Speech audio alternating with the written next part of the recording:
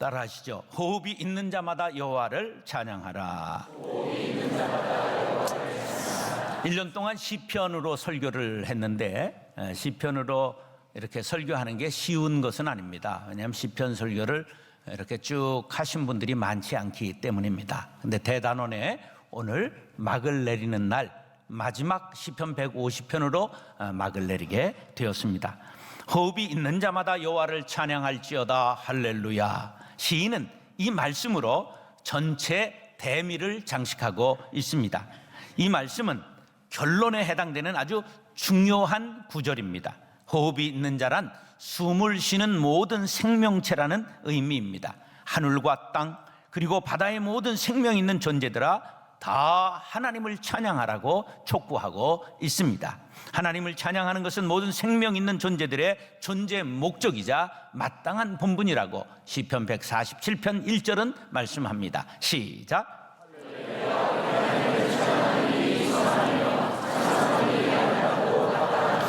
호흡이 있는 자마다 하나님을 찬송하는 일은 마땅한 일이다. 이건 기본이다. 사람 됩니다.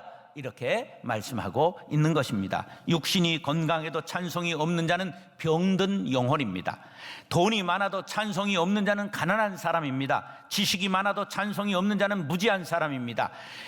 지위가 높아도 찬송이 없는 사람은 낮은 사람입니다. 하나님을 찬송하는 사람이 살아있는 사람이요 부요한 사람이요 건강한 사람이요 존귀한 사람임을 명심하시기 바랍니다. 존귀한 사람이 되기를 원하십니까? 그러면 찬양하시기 바랍니다. 호흡이 다하는 날까지 생명 다해 하나님을 찬송하리라 다짐하는 성도님들 될 수 있기를 축원합니다. 예배의 3요소는 말씀, 기도, 찬송입니다. 씨앗으로 비유할 때 말씀을 듣는 것은 심령의 밭에 씨앗을 뿌리는 것이고 기도는 물을 주고 싹을 틔우는 것이라고 한다면 찬송은 꽃을 피우고 열매를 맺는 것으로 비유할 수 있습니다. 그러므로 찬송이 없는 사람은 열매 없는 나무에 불과합니다. 천국에서는 말씀과 기도가 필요 없고 오직 찬양만 있다고 계시록에서 말씀하고 있습니다. 찬송은 천국까지 이어지는 유일한 행위임을 기억하시기 바랍니다. 우리 하나님은 찬양의 주인이 되십니다. 찬양을 기뻐하시고 원하시고 찬양 중에 거하십니다. 시편 22편 3절 시작. 이스라엘은 택한 백성의 대명사입니다. 야곱이 야복강가에서 밤새 하나님 앞에 회개하고 얻은 이름입니다. 그러니까 이스라엘의 찬송 중에 하나님이 거하신다는 것은 예수 믿고 거듭난 사람들의 심령에 하나님이 함께 하신다는 말씀임을 믿으시기 바랍니다. 우리 하나님은 천군 천사의 찬양을 받으실 뿐만 아니라 택함 받은 성도들이 찬양하실 때 기뻐하시며 우리의 심령에 임재하시는 사실을 믿으시기 바랍니다. 성경에는 찬양하라는 명령이 399번이나 기록되어 있는데 찬양의 대상은 사람이 아니라 오직 하나님뿐임을 명심하시기 바랍니다. 하나님은 택한 백성들로부터 영광과 존귀를 받으시는 수단으로 음악을 주셨습니다. 생명 있는 동안에 하나님을 찬양하겠습니다. 호흡이 있는 동안에 하나님을 찬양하겠습니다. 모든 악기를 연주하며 찬양하겠습니다. 춤추며 하나님을 찬양하겠습니다. 다짐하시기를 바랍니다. 사랑하는 형제 자매 여러분, 호흡이 있는 동안에 생명 다하는 날까지 하나님을 찬양하며 하나님께 영광 돌릴 수 있게 되기를 예수님의 이름으로 축원합니다. 따라서 찬양의 장소. 시편 150편은 할렐루야로 시작하고 할렐루야로 끝납니다. 할렐이라는 말은 찬양이라는 뜻이고 루는 너희들, 야는 여호와, 너희들아 여호와를 찬양하라, 그러한 뜻입니다. 라틴어로 혹시 여러분들 알렐루야 그렇게 하는 거 보셨죠? 예, 그건 라틴어로 할렐루야를 알렐루야 그럽니다. 걔네들이 흐 발음을 잘 못하는가 봅니다. 그래서 구약에는 150회 이상 할렐루야가 나오고 있습니다. 시편 기자가 모든 사람을 예배에 초청하여 하나님께 노래로 영광 돌릴 때 할렐루야 그리고 감탄사로 사용하고 있습니다. 시편 106편 1절 시작.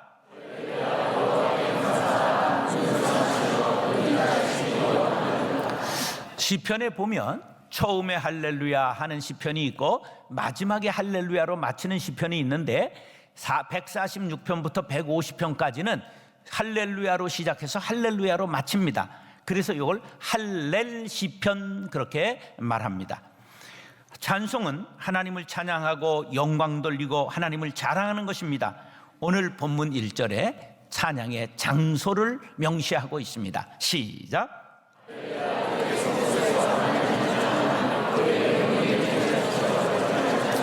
자, 두 곳을 말했죠. 하나는 성소, 하나는 궁창. 성소라고 하는 것은 성전이 됐고 성막이 됐고 성전이 되었죠. 신약이 와서 뭐가 됐습니까? 교회가 되었습니다. 그리고 이 궁창이라고 하는 건 한자 말로 하늘을 뜻하는 예적 표현입니다. 그러니까 성소에서 찬양하라 할 때 이 성소가 이제 신약적으로 와서 사도 바울은 어떻게 해석하느냐 하면 고린도전서 6장 19절로 20절에 보면 너희 몸은 너희가 하나님께로부터 받은 바 너희 가운데 계신 성령의 전인 줄을 알지 못하느냐 그랬어요. 그래서 우리가 예수를 구주로 고백하는 자는 성령이 임하셨고 성령이 우리 안에 있기 때문에 우리가 뭐가 되었다고요? 성전이요, 우리가 교회가 된 것입니다. 이게 좀 더운 것 같지 않아요? 성전이 되었기 때문에 우리가 성소에서 찬양하라 했으니까 우리 안에 성전이 있는 거예요. 그러니까 우리는 날마다 내 안에 계신 하나님 앞에 찬양으로 영광을 돌리는 것이 마땅한 일입니다. 그 다음에 궁창에서 하라고 그랬잖아요. 궁창은 하늘이라고 그랬죠. 우리가 하늘 아래서 살잖아요. 그러니까 어디에서나 찬송하라는 표현인 것을 기억하시기 바랍니다. 하나님이 온 땅을 섭리하고 주관하시는 걸 믿으십니까? 온 세계가 주님의 것인 걸 믿으십니까? 주께서 다스리는 것을 믿으십니까? 이것을 인정하는 성도라면 어디에서나 하나님을 찬송하라, 그런 뜻입니다. 하나님이 우리를 멀리 계신 것이 아니라 지금도 굽어 살피시고 우리의 처지와 사정을 전부 아신다는 사실을 믿으시기 바랍니다. 상천하지 위로 하늘과 아래로 땅에 하나님이 아니 계신 것이 없습니다. 어디에나 계신 하나님, 이것을 하나님의 편재성이라고 신학적으로 말하죠. 하나님은 어디에나 존재하신다, 무소부재라고도 하고 아니 계신 곳이 없다는 뜻이다. 그러므로 우리는 어디에나 계신 하나님 앞에서 언제나 어디에서나 찬송해야 할 줄로 믿습니다. 사랑하는 형제 자매 여러분, 언제나 어디에서나 하나님을 찬양하는 자녀들이 될 수 있기를 예수님의 이름으로 축원합니다. 따라서 찬양할 이유가 10,000가지도 넘는다는 그러한 복음성가가 있더라고요. 송축해 내 영혼, 그런 복음성가인데 이게 외국 노래인데 이걸 그대로 번역해 보니까 이렇게 되더라고요. 주를 경배하라 나의 영혼아, 거룩한 그 이름 목소리 높여서 찬양해. 신실한 그 이름 해가 뜨고 새날 밝아오면 주의 노래를 다시 찬양해. 그 어떤 고난과 시련이 있을지라도 나는 주님을 찬양하리라. 주를 경배하라 나의 영혼아, 거룩한 그 이름 목소리 높여서 찬양해. 신실한 그 이름 주사랑 넘치고 자비하시네. 존귀한 이름 따뜻한 이름 그분의 선하심이 나를 노래하게 해. 어떤 이유로 찬양하라? 10,000가지 이유로 찬양하라. 할렐루야. 야, 우리가 찬양할 이유를 모든 걸 10,000가지를 찾아낼 수 있어요. 그런데 그 찬양할 이유를 찾지 않고 슬퍼할 이유를 찾으면 우리가 멸망한다는 것을 아시기 바랍니다. 오늘 본문의 찬양할 이유에 대하여 분명하게 이렇게 말씀합니다. 시작.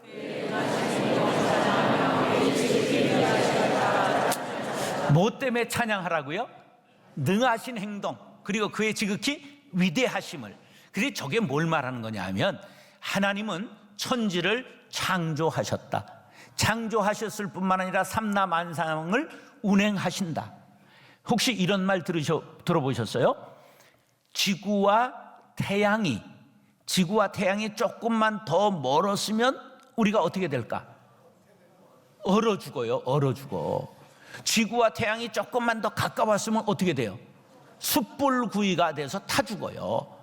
그러니까 가장 이것이 적당한 거리를 두셨기 때문에 우리가 이렇게 사만사원을 가지고 또 사계절을 가지고 살아갈 수 있게 되었다. 할렐루야. 아유, 겨울에 이렇게 춥고 막 그런 생각하지 마시고 적절히 우리를 단련하셔서 우리나라 사람이 유대인보다도 세계에 더 많이 퍼져서 살아가게 된 이유가 뭡니까? 사계절이 있기 때문에 우리가 생각해 보세요. 영하 20도를 경험하잖아요. 그리고 40도 올라가는 데가 있으면 이게 몇 도 차이예요? 60도 차이 나는 곳에 살아가는 백성이 있을까 없을까? 우리밖에 없는 거예요. 우리밖에. 그 세계 만방에 흩어져서 선교사를 할 수 있고 어디 가도 견딜 수 있는 게 대한민국 사람들밖에 없는 거예요. 그러니까 이렇게 이유를 찾아내면 모든 것이 감사하지요. 할렐루야. 그래서 우리가 늘 감사하고 찬양할 이유의 첫 번째는 천지를 창조하신 하나님, 그리고 우리를 구원해 주신 하나님, 이거 둘은 늘 찬송하고 감사해야 될 조건임을 기억하시기 바랍니다. 자, 이렇게 모든 곳에서 어떤 경우에도 찬송했던 믿음의 조상들은 원형 경기장에서 사자의 밥이 되면서도 찬송을 했어요. 그리고 잣불을 이렇게 켜는 것처럼 사람들을 십자가에 달아서 원형 경기장에서 기름을 끼얹어서 불을 붙이고 죽였어요. 그런데 이 죽어가는 사람들이 불에 타 죽으면서 찬송을 하는 거예요. 그래서 그것을 지켜보면서 스테이크를 썰던 왕족, 귀족 여인들이, 여자들이 먼저 마음이 약하니까 그것이 저기에 무슨 비밀이 있구나, 이런 걸 느끼면서 뒤로 예수를 믿기 시작한 거예요. 그래서 벌써 이게 313년쯤 되면 전부 콘스탄틴 대제의 어머니가 예수를 이미 믿고 있었던 거예요. 이런 것들이 바로 찬양의 능력입니다. 할렐루야. 우리는 어느 곳에서나 찬양을 할 수 있어야 합니다. 찬양의 이유를 찾으면 만 가지도 더 되기 때문입니다. 저런 경우에 어떻게 찬양할 수 있을까 의문이 드는 경우가 역대하 20장에 나오죠. 이것은 BC 853년 전, 지금으로부터 2870년 전 아주 먼 옛날 이야기인데요. 여호사밧 왕이라고 유대의 4대 왕인데 이분이 아주 성군이었어요. 보통 4대는 좋아요. 4대가 우리나라 누구예요? 세종 임금이 4대잖아요. 탁 하면 나와야지 그게. 그런데 이분이 종교개혁을 하고 아주 경건하게 이제 나라의 모든 걸 개혁하며 잘 내치를 하니까 이웃 나라들이 불안해졌어요. 저게 강해지면 우리가 위험하다. 이래가지고 모압과 암몬과 마온 세 나라가 연합군을 편성해서 갑자기 쳐들어온 거예요. 그 예측할 수 없이 국경선이 무너지고 있다는 보고를 지금 파발마들이 달려옵니다. 그러면 지금 군대를 소집해야 되잖아요. 근데 왕이 갑자기 전 백성들에게 금식을 선포하고 전부 왕궁 앞으로 모여서 기도회를 열게 되었습니다. 이게 미스바 광장이죠. 그래서 금식하며 기도회를 열면서 왕이 이렇게 기도합니다. 이 큰 무리를 우리는 대적할 능력이 없습니다. 어떻게 할 줄도 알지 못합니다. 오직 주만 바라봅니다. 그리고 기도회를 열었는데 한참 어린아이부터 노인까지 모여 기도하다가 야하시엘이라고 하는 이제 선지자가 성령의 충만함을 받고 일어나서 이렇게 외칩니다. 온 유대와 예루살렘 백성들아, 여호사밧 왕이여 들을지어다. 너희는 이 큰 무리로 말미암아 두려워하거나 놀라지 말라. 전쟁은 너희에게 속한 것이 아니라 하나님께 속한 것이니라. 할렐루야. 내일 너희는 그들에게 내려가라. 대열 이루고 서서 너희와 함께 하시는 하나님께서 너희를 구원하는 것을 보라. 할렐루야. 이 말을 왕이 그대로 받아들이고 전쟁을 저들 앞에 나아가는데 어떻게 나가냐면 성가대에게 가운을 입혔어요. 그때 입은 가운이 이런 가운이었는데 이걸 입히고 찬송하면서 적군을 향해서 나아갑니다. 놀라운 일이 일어나 버렸어요. 자중질환이 일어나서 세 나라가 서로 베고 찌르고 자르고 전부 죽어버리고 말았어요. 할렐루야. 찬송의 능력이 나타난 이 골짜기 이름을 브라가 골짜기, 찬송의 골짜기라고 명명했습니다. 이렇게 찬양은 영적 전쟁의 도구가 되기도 합니다. 이스라엘의 초대 왕인 사울이 악신에 사로잡혀 번뇌할 때에 전국에서 수금을 잘 타는 사람을 찾아와라. 찾아봤더니 누구였어요? 다윗이었습니다. 사무엘상 16장 23절 시작.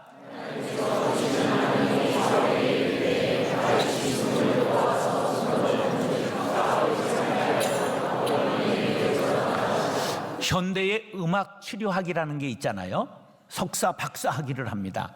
그런데 이미 3000년 전 다윗이 음악 치료학 1호 박사였다는 것을 아십니까? 그래서 음악을 통하여 아주 상쾌하게 치료할 수 있었다, 그런 거예요. 이렇게 찬양을 받기만 하시는 것이 아니라 하나님은 찬양을 받으시면서 기적을 일으켜 주시고 우리 영적인 것을 장려해 주신다는 사실을 믿으시기 바랍니다. 하나님이 인간을 지으신 이유에 대하여 가장 분명하게 말씀하고 있는 게 이사야 43장 21절 말씀입니다. 시작. 하나님이 사람을 만드신 목적이 뭐하게 하려고? 찬송을 받으시려고. 하나님이 우리를 구원해 주신 목적이 뭐하게 하려고? 우리를 찬송을 받으시기 위하여 우리를 구원해 주셨음을 믿으시면 아멘. 그러므로 사랑하는 형제 자매 여러분, 하나님을 찬양할 만한 만 가지 이유를 찾으며 일평생 주님을 찬양하는 성도들이 될 수 있기를 예수님의 이름으로 축원합니다. 따라서 찬양의 방법, 교회사적으로 찬양의 역사를 고찰해 보면 알렉산드리아의 클레멘트라고 하는 주교가 150년경 태어나서 215년까지 살았습니다. 그런데 이분이 처음으로 찬송을 만들어 부르게 했다, 그렇게 교회사회에 나와 있습니다. 그런데 그 다음에 사람들이 이런 생각을 했어요. 감히 죄인된 인간이 거룩하신 하나님 앞에 찬양을 드릴 수가 없다, 이렇게 과도하게 해석해가지고 찬송을 금지하고 그리고 악기도 금지했습니다. 그러다가 363년 라오디게아 종교회의가 열렸는데 개인은 교회에서 작사할 수도 작곡할 수도 찬송을 부를 수도 없다, 임명받은 자만 찬송케 한다, 이렇게 결정을 했어요. 이것이 200년 지난 563년 브라가 회의에서 라오디게아 종교회의의 결정을 재차 확인했습니다. 교회가 임명한 신부와 깨끗한 어린이들에게만 찬송을 허용했어요. 이 흔적이 어디 나와 있느냐? 파리 나무, 십자가, 소년 합창단, 우리 교회도 왔었던 거 기억하십니까? 예. 그래서 어린 아이들에게만 찬송했다, 하게 했다, 그 흔적이 남아 있는 겁니다. 그러다가 그레고리우스라고 하는 분이 출연합니다. 이분이 그 가톨릭 성가를 이제 만들게 되는 아주 대단한 분이십니다. 590년 교황으로 선출되고 수도사 출신으로는 첫 번째 교황이 된 위대한 분이신데 엄격한 규칙을 시행하고 성직 매매를 금지하고 이단을 배격하고 교회 권위를 회복시켰습니다. 596년 영국의 선교사를 파송해서 기독교 국가를 만들고 그레고리오 성가를 만들어 교회 음악을 통일했습니다. 그러나 성가대와 사제만 찬양을 하게 했지요. 그러다가 종교개혁이 바로 찬송의 개혁입니다. 루터가 찬송을 이제 부르게 했던 것입니다. 말씀과 기도와 찬송이 바로 예배의 3요소임을 강조하고 신학에 버금가는 것이 찬송이라고 말했습니다. 그는 직접 내주는 강한 성이요 작사 작곡해서 보급을 했지요. 그에 반해서 쯔빙글리는 오르간을 불사르고 음악에 관한 것을 금지시켰습니다. 칼빈도 처음에는 찬송을 금지했다가 시편으로 만든 시편 찬송만 부르게 했고 오르간 연주도 금지시켰다가 나중에 허용했습니다. 역사는 이렇게 복잡하지요? 그런데 그럼 성경이 정답이지요. 성경은 어떻게 말씀하고 있는가? 3절로 5절 시작.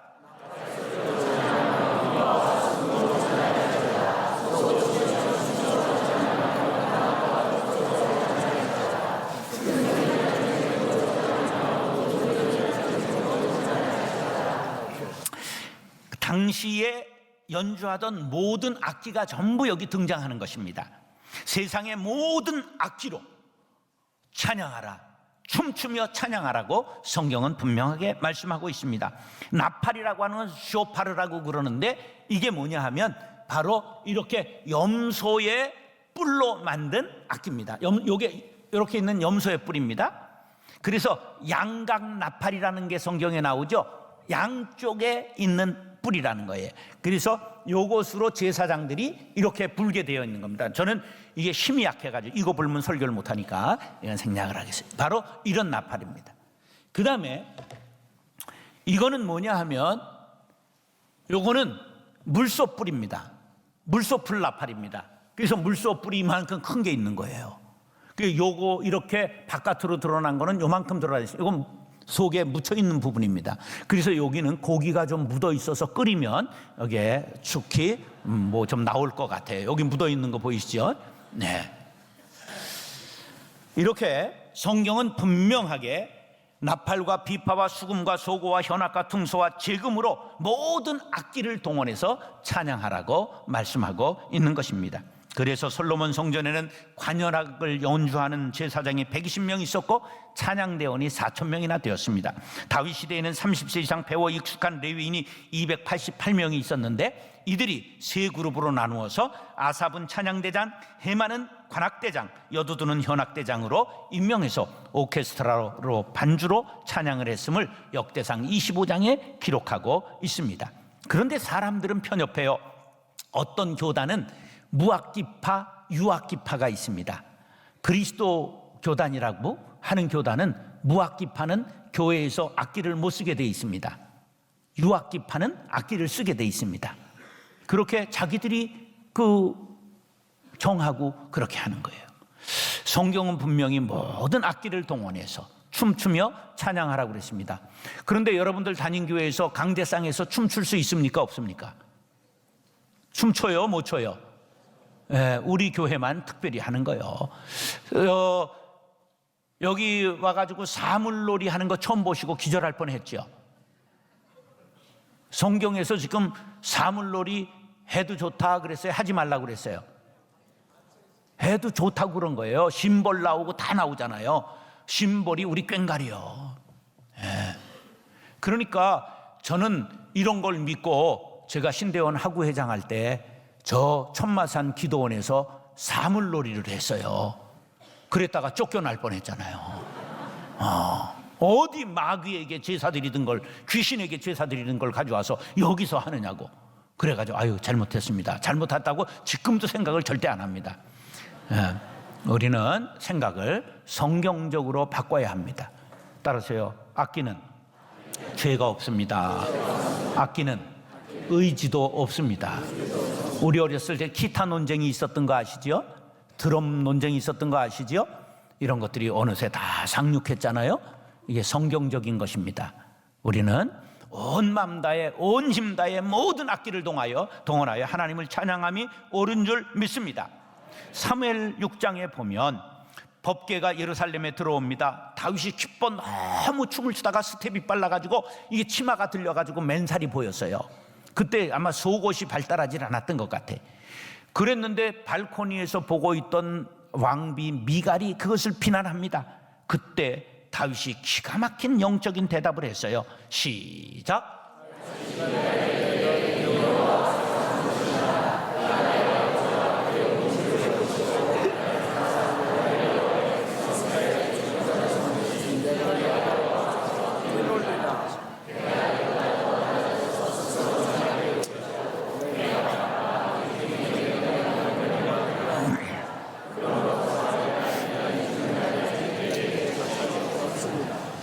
지금 다윗이 누구 앞에서 뛰놀았죠? 하나님 앞에서.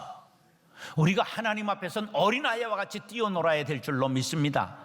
저는 그래서 목회할 때 처음 여기에다 뭐라고 써붙여놨느냐 하면 어린아이와 같이 뛰놀라, 이 말씀을 생각하면서 난 어린아이가 되겠습니다. 난 하나님 앞에서 폼 잡고 어깨에 힘주고 목에 기부수한 목사가 되지 않겠습니다. 다짐하고 어린아이와 같이 뛰놀았습니다. 그것이 바로 하나님이 우리에게 복 주시는 길인 것을 기억하시기 바랍니다. 그때 비난했던 미갈은 뭐가 다쳤다고요? 태가 다쳤다고 성경은 말씀하고 있습니다. 하나님 앞에선 어린아이와 같이 온 악기를 동원하고 온 맘 다하고 온 몸을 들여 찬양하시기를 바랍니다. 시편 69편 30절 31절 시작.